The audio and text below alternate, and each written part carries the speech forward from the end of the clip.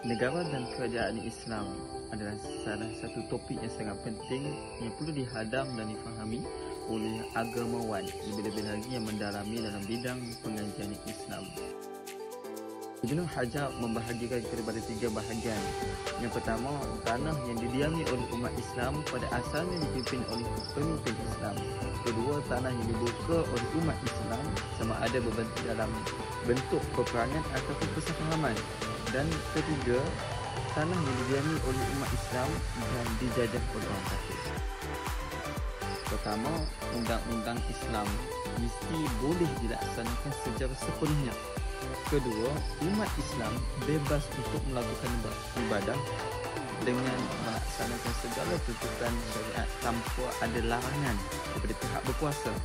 Dan ketiga, pemimpin yang memerintah negara itu mestilah daripada agama Islam.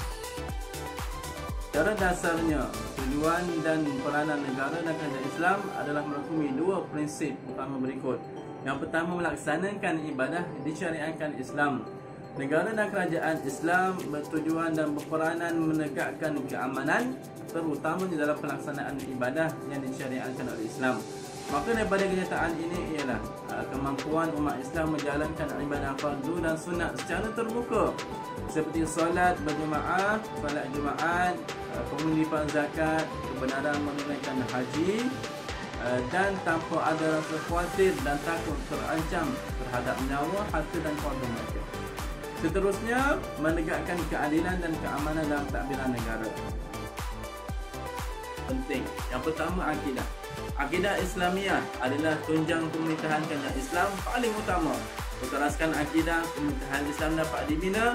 Akidah Islamiah menjelaskan bahawa hak pemerintahan merupakan hak Allah Subhanahu wa taala.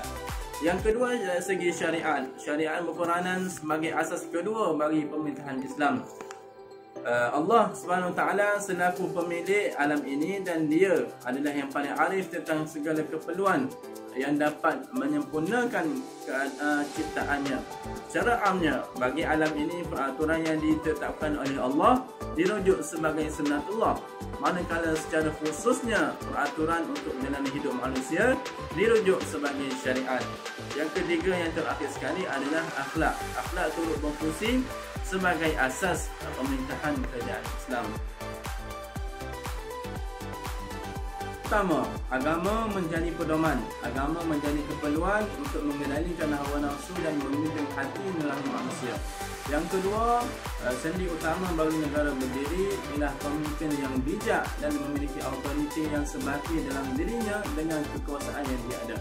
Yang ketiga, keadilan yang menyeluruh dan dengan ini terwujudnya kedamaian, kerukunan, rasa hormat menghormati, ketaatan kepada pemimpin dan mewujudkan semangat kepada rakyat untuk maju. Seterusnya, keamanan sejagat yang akan menyediakan kedamaian batin ada pada akhirnya mendorong rakyat untuk berinisiatif dan kreatif dalam membangunkan negara.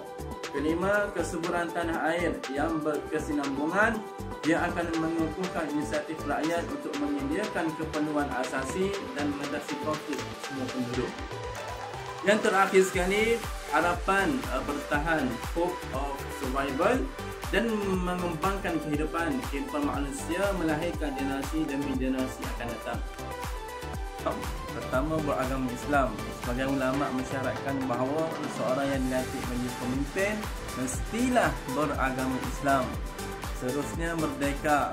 Pemimpin memerlukan tumpuan penuh dan kebebasan dalam menjalankan tugas-tugas pemerintahan.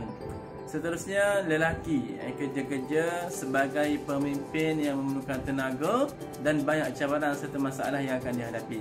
Yang terakhir sekali, baligh dan berakal. Quran secara umumnya menekankan konsep syura, yakni bermesyuarat bagi melaksanakan setiap keputusan bagi sesuatu masalah yang timbul untuk mencapai kata sepakat dan permuafakatan.